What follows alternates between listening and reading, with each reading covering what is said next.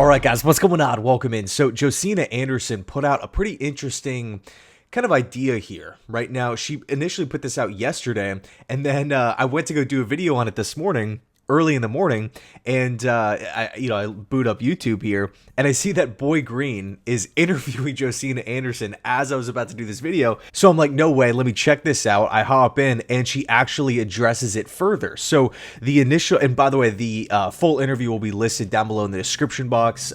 Boy Green, go check him out. Josina Anderson, go check her out. But she says, notes, meanwhile, I don't believe the Jets are done tinkering with the template / assignments on their coach roster. There are many different ways to address strengths and weaknesses. She goes on to say, I do believe what happened with the Jaguars this carousel season is still having reverberations. There's at least one organization still contemplating its structure, but beyond what you think and what can currently be said. Now, I don't think those two things are linked together.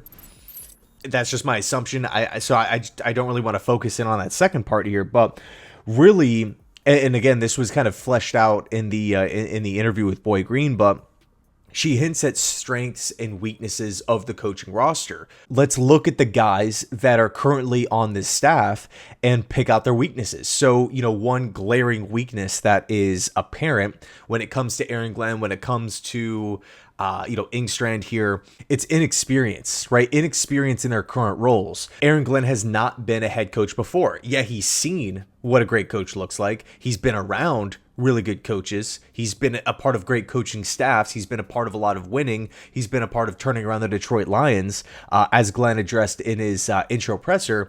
When he was with the Saints, he took over, stepped in, and the team was already pretty good, but then got him to another level, right? Being around Sean Payton and Parcells, we all know the names, right? Dan Campbell and so forth. But Glenn himself has not done it before. I mean, how many NFL coaches have we said this about, right? Where it's, hey, he has a lot of promise. He's a up-and-coming candidate. He's done really good work with one side of the football, or maybe calling plays, or being that coordinator on either side. We've seen this before. So that inexperience is, again, clear as day here. Could Aaron Glenn want to bring in an assistant head coach? Could he want to maybe bring in someone who's done it before? Something that this kind of reminds me of was when Antonio Pierce was with the Raiders. When he initially got that job, it was like all hands on deck. Hey, I've never been a head coach before. Therefore, I want to talk. I want to gather information. I want to work with former head coaches to kind of push me in the right direction. And yes, of course, it didn't work out in the end for Antonio Pierce. He was let go. But I think that is a very calculated approach. It's a very open-minded approach when it comes to a head coach, like to have that self-awareness and maybe humility to a certain degree. Like, hey, I've never done this before. Let me go talk to this person, this person, this person. Let me learn their positives. Let me learn their weaknesses. Where did they go wrong along the way? Some of the coaches that Pierce worked with / met with, Norv Turner, Tom Coughlin, Marvin Lewis, right? These are longtime veteran head coaches, been around the game for such a long time. I mean, he even met with Adam Gase. I like that sense of, hey, you know what? I've never done that. I've never been in this role. I've never been a head coach at this level.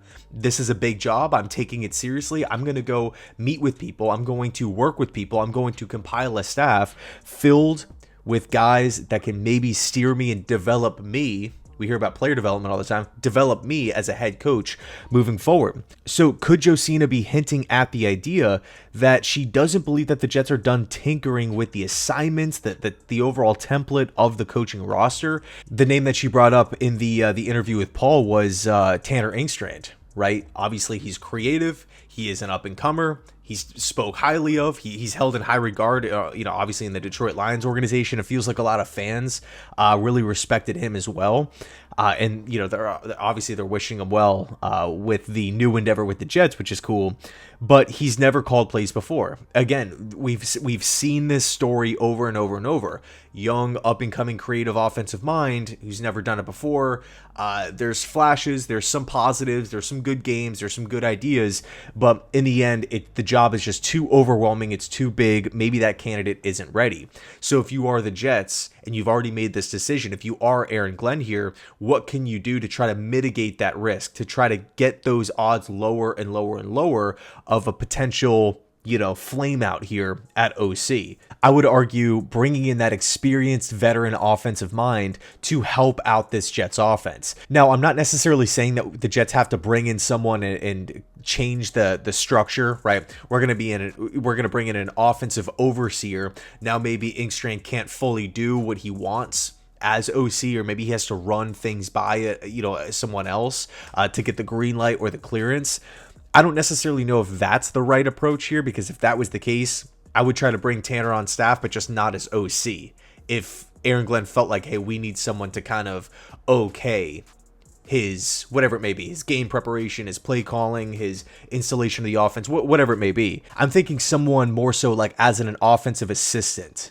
You know what I mean? Like someone who maybe works in the shadows a little bit, someone who wants to get back into football. Maybe he doesn't have the best reputation right now, but someone who can step in and kind of just help guide Tanner along the way. Again, not completely controlling everything, but just, hey, this is something that I did well, and it worked in multiple destinations, or players really responded to this, meeting habit or practice tendency or something. Or maybe he hears something that Tanner wants to do that he's tried before in the past, and it just blew up in his face, right? It did not go well at all. And then, of course, he would be a soundboard as well. Potential questions pop up.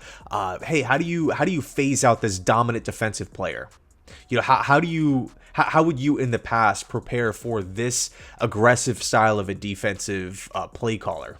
Out of all the QBs that you've worked with in the past, how would you get them more comfortable in third and longs, right? What plays did you feel like had the most success? Did you feel like the quarterbacks had confidence in those third and long 10, 11, 12 and plus? Data, advice, things like that I feel like could always benefit someone who is fresh on the job. Now, there's two guys that come to mind. Number one is Doug Pederson, someone who was just fired in Jacksonville, someone who has a long backstory of not only just playing, but coaching, won a Super Bowl as a head coach from the Andy Reid coaching tree. He's been around a lot of great quarterbacks. That is someone with a lot of just overall offensive knowledge that I feel like could benefit a first-year OC. The other one, ironically enough, is someone that Doug Pederson worked with. It's Frank Reich.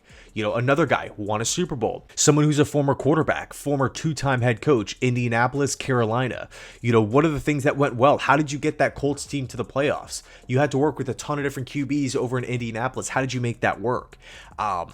What went wrong in Carolina? Would you have done anything differently in the development of Bryce Young? Would you maybe have sat him early? Just random questions like that I feel like are just so beneficial. So both guys are currently out there. Both guys, I think, would benefit this team in one way or another. I mean, Todd Haley's another one that we can throw out, and that name has actually been linked. Frank Reich has not been linked to the Jets. Doug Pederson's been linked to supposedly multiple NFL teams, but we don't know publicly who those teams are. Maybe it's the Jets, maybe not. But we'll see. We'll see how this thing plays out. Let me know your thoughts down below in the comments section. Do you think the Jets are going to continue to add to this coaching staff? And by add here, I'm not necessarily meaning like rounding out the rest of the coaching staff.